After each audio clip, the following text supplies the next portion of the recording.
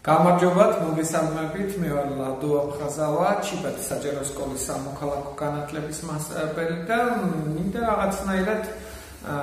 ჩემებური ხედვა, ჩემებური რაღაც გამამხნევო ჩემი კოლეგები, ჩემი მოსწავლეები, არა მარტო ჩემი მოსწავლეები, არამედ ის ადამიანები, ვინც თქვათ არ ვიდეოს უყურებთ, რომ ძალიან ცუდი მდგომარეობა, პანდემიის პერიოდია, პირველი ტალღა გადავლახეთ, ეხლა მეორე მოვიდა და ცოტა არ იყო სტრესული სიტუაცია, მაგრამ ვფიქრობ, რომ ჩვენ ადამიანები ამ დაბრკოლებას, ამ გამოწვევას ყველანაირად უპასუხებთ. უბრალოდ რადგანაც საგანმანათლებლო კუთხით მუშაობდა სკოლის მასწავლებელი ვარ, მინდა რომ რაღაც პატარა რჩევები უთხრა მოსწავლეებს, მშობლებს, კოლეგებს. მე ვიცი, რომ თუნდაც ლანჩხუთის მუნიციპალიტეტში ძალიან კარგად მუშაობს ჩვენი მასწავლებლები და ძალიან საინტერესო გაკვეთილებს უტარებენ ონლაინ რეჟიმში, თუმცა არის ისეთი შეხედულებები, მაგალითად მშობლების მხრიდან, რომ არაფერი არ ხდება ონლაინ სწავლების დროს. კი, გეთანხმებით ზოგიერთ მათგანს,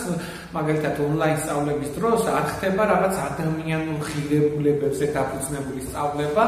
უბრალოდ ცოდნაზე არის ორიენტირებული და ძალიან რთულია ონლაინ რეჟიმში, ვთქვათ, არ ზრდის სხვადასხვა მეთოდები გამოიყენო მასწავლებელმა, თუნდაც იმ დროის სიმცირის გამო, რომ 20 წუთით ვერთვებით ხოლმე მოსწავლებს. თუმცა მშობლებს მინდა უთხრა, რომ მთლად ამ ყველაფერზე არა სავალდებულო, თქვათ, დავეფუძნოთ ონლაინ სწავლებას. ჩვენ შვილებს შეიძლება რაღაც კარგი წიგნი შეურჩიოთ, რომელიც ძალიან კარგი ისტორიები არის, თუნდაც გადასავლო წიგნებიდან, თუნდაც კლასიკოსი მწერლებისგან და ძალიან მნიშვნელოვანია, რომ ჩვენ შვილებს თუნდაც ბიბლიოთეკებიდან ან სახლში არსებული წიგნებიდან მოუძებნოთ ერთი კარგი წიგნი, რომელშიც ძალიან კარგი ისტორია და მე ვფიქრობ, რომ შეიძლება ერთი მაგალითად ჩემი ჩატარებული გაკვეთილიდან იმდენი ვერ ისწავლოს ბავშვებმა ონლაინ გაკვეთილის მეშვეობით, ვიდრე ვთქვათ აი ამ წიგნის წაკითხვის დროს. შეიძლება პირველ ხანებში თქვენი შვილი არ დაგეთანხმოთ, რომ ვთქვათ წიგნი წაიკითხოს და აი მნიშვნელოვანია, რომ мотиваცია გაუზარდოთ იმისა და აი ბევრი ჩემი ყოფილ მოსწავლესთან ერთად მქონია მცდელობა, რომ წიგნი წაიკითხა და რამდენიმე საათი ერთად ვიჯექით ხოლმე, რომ აი ძალიან ეხლა კარგი ისტორია იწყება, ეხლა კარგი ისტორია და ამ კუთხით мотиваცია უმაღლდებოდა. ზოგიერთ რა თქმა უნდა გარეგანი мотиваციაც უნდა შეუქმნათ იმისათვის, რომ წიგნი წაიკითხოს, თუმცა ვფიქრობ, რომ კლასგარეშე საკითხავი ლიტერატურებისგან უფრო მეტი ცოდნა, უნარჩვევები, დამოკიდებულებები შეიძლება შეეცვალოს ჩვენ მოსწავლეებს და ამიტომ თლად ჩავიქნებთ ხელს და დავეუბნობით, თქვათ, ონლაინ სწავლება მაინც იმიტომ არის, რომ ბავშვი არ ამოვარდეს ჩარჩოდან და რაღაც არ იგრძნოს თავი, რომ აი სკოლა არ ეხმიანება და ასე შემდეგ, თორემ მოდი სიმართლე რომ ვთქვათ, ონლაინ სწავლებას რა მიზნები, ამოცანებიც აქვს, თლად 100%-იან გამართლებად არა, ჯერ კიდევ არ ვართ, ვთქვათ, საქართველოში ინდონეზე, რომ როგორიც უნდა იყოს ონლაინ სწავლება, იმ სტანდარტებს ვაღწევდეთ. აქედან გამომდინარე, მშობლები,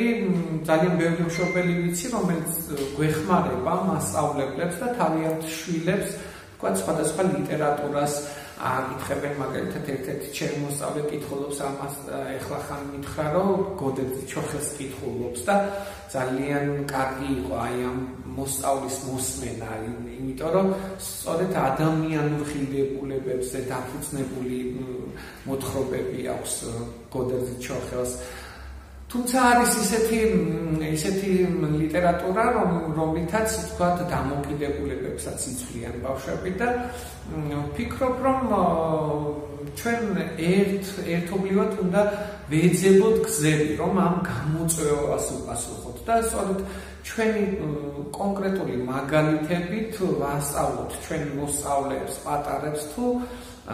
არ არსებობს ისეთი გამოწვევა, რომელსაც ადამიანი ვერ უპასუხებს და ვერ გაუმკლავდება.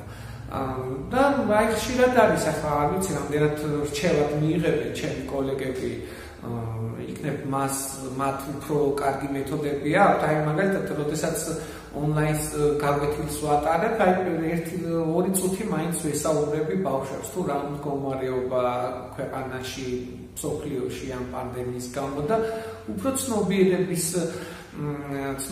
გაზრდაზე უფრო მუშაობ, რომ რამდენად მნიშვნელოვანია, რომ როგორ დავიცვათ თავი, არა მარტო საკუთარი თავი, არამედ მეზობელი, ბებია, ბაბუა, ჩვენს ირგვლივ ყოფი ადამიანები. ამიტომ, როდესაც ბავშვის გაცნობიერებული აქვს, თუ რა მდგომარეობა ამ პერიოდისთვის, რა წესები უნდა დავიცვათ, რა რეკომენდაციები უნდა დავიცვათ, უფრო მარტივად უმკლავდება ამ გამოწვევას. და კიდევ ერთი რამ მოსწავლეებს ვეთყოდი იმას, რომ ამ პანდემიის დროს ძალიან ბევრი ახალგაზრდა ამბობს ასეთ სიტყვებს, რომ დავიღალეთ, დავიტანჯეთ, მეტი აღარ შეგვიძლია, მაგრამ ეს ალბათ იმიტომ არის გამოწვეული, რომ მარტო ჩვენ თავზე არ უნდა ვიფიქროთ, რომ ჩვენ მოწყენილი ვართ. აი, როდესაც იმისათვის დავკავდი და ბევრი ადამიანი, სამოქალაქო აქტივისტები არის საქართველოში, ძალიან ბევრი მაგარი ახალგაზრდები. სამოქალაქო აქტივიზმი ნიშნავს იმას, რომ ადამიანები არა მარტო საკუთარ თავზე ფიქრობენ, არამედ ფიქრობენ სხვა ადამიანის პრობლემების მოსაგვარებლად და ამით თანაც ერთობიან, თან კეთილსაქმესაც აკეთებენ და ის სამომავლოდ თუ მას მსგავსი გამოწვევების წინაშე იქნება, აი უკვე მას აქვს კარგი პრაქტიკა გავლილი იმისათვის, რომ თქვათ რაღაც ცვლილებები მოახდინოს. ამიტომ აი ასეთ პირობებში, ასეთ პანდემიის დროს მეტად მნიშვნელოვანია არა მარტო ჩვენ საკუთარ თავზე, ჩვენი საკუთარი პრობლემებზე ვიფიქროთ, არამედ ვიფიქროთ, ვთქვათ, მეზობლებზე, ვიფიქროთ თანასოფლელებზე, სხვა ახალგაზრდებზე, ვისაც მეტად სჭირდება დახმარება, თუნდაც მოხუცებზე, მარტო ხელა მოხუცებზე და მათი პრობლემები გადავჭრათ. და აი ძალიან მიხარია, რომ ჩემი რამდენიმე მოსწავლე არა მარტო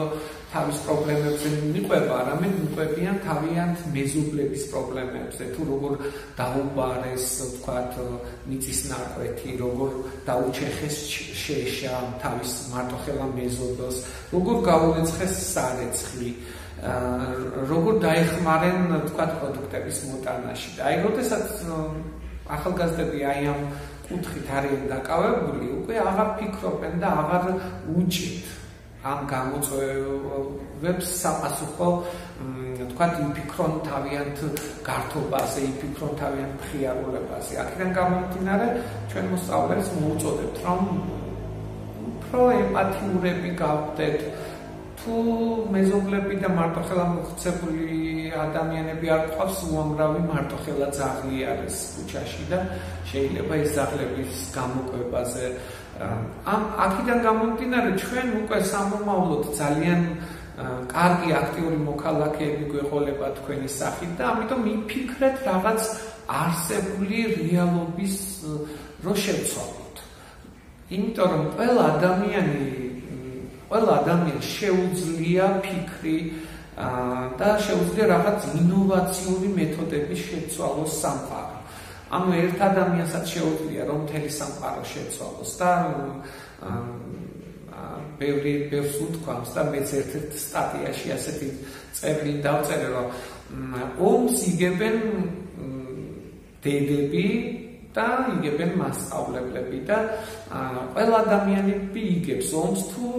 სწორი გზით წავალთ, რაღაც მიზანს დავისახავთ, ისეთი ამოცანები გვექნება ცხოვრებაში, რომ არა მარტო ჩვენ საკუთარ თავს, არამედ დავეხმაროთ სხვებს. ამიტომ ჩვენს ირგვლივ ძალიან ბევრი პრობლემებია სოფლად, ქალაქში და თუ ამ პრობლემის მოგვარებაზე ვიფიქრებ და რაღაც გზების ძიებას დაუთმოთ გავიჩენთ თანამოაზრეებს კლასელებთან ერთად. აი მე ძალიან მიხარია რომ ჩემ მოსწავლეებთან ერთად შევძელით ონლაინ რეჟიმში სხვადასხვა სცენარები მოგვემრავლებინა და დღეს ეს სცენარები იმდენად გავამრავლეთ რომ დღესდღეობით აბსოლუტურად ყველა ქოთნის სცენარი ყვავილი გავყიდეთ და უკვე ონლაინ სწავლების დროს ინტერნეტები ჩავუწყეთ ჩვენ მოსწავლეებს და ძალიან მიხარია. ანუ ჩვენ მოვემზადეთ მომავალი გამოწვევებისთვის. ასე რომ გამონათქვამიც არის თუ მშვიდობა გინდა ელოდე ომს და მოემზადე ომისთვის. აქედან გამომდინარე მინდა რომ თქვენ მართალია ახალგაზრდები ხართ, გინდათ გართობა, გინდათ ურთიერთობა, გინდათ თანატოლებთან, მეგობრებთან ერთად ყოფნა, მაგრამ ამჯერად სხვანაირადაა საქმე, რომელსაც სულ მალე გაუმკლავდება კაცობრიობა და ამარცხებს ამხილავ ვირუსს და ერთად ვიზეიმებთ გამარჯვებას. თუმცა ეს პერიოდი არ უნდა იყოს ისე, რომ მარტო დეპრესიაში ჩავარდეთ და ვიფიქროთ იმაზე, რომ რაც უდია რომ ვერ ვნახულოთ კლასელებს, რაც უდია რომ ვერ გავდივართ ქალაქში, რაც უდია რომ ერთმანეთს ვერ ვეუბნებით კარგ სიტყვებს და არ გვაქვს ურთიერთობა. აი ამ დროსაც შეიძლება კეთილის საქმე გააკეთო, მოახდინო ცვლილებები და გახდე აქტიური მოქალაქე. ასე რომ ჩემს კოლეგებსაც ურჩევდი რომ აი თავის მოსწავლეებს მისცეს საშუალება და მისცეს რაღაც მოტივაცია გაუზარდოს იმისათვის რომ რაღაც ცვლილებები მოახდინოს, რაღაც საინტერესო ინოვაციური შთამაგონებელი ამბები გააკეთოს მის თემში, მის სოფელში, მის ქალაქში და შეცვალოს ადამიანები, შეცვალოს არსებული რეალობა. ასე რომ წარმატებით გისურვებთ ჩვენ ყველაფერს დავამარცხებთ და ძალიან დიდი მადლობა ყურადღებისთვის.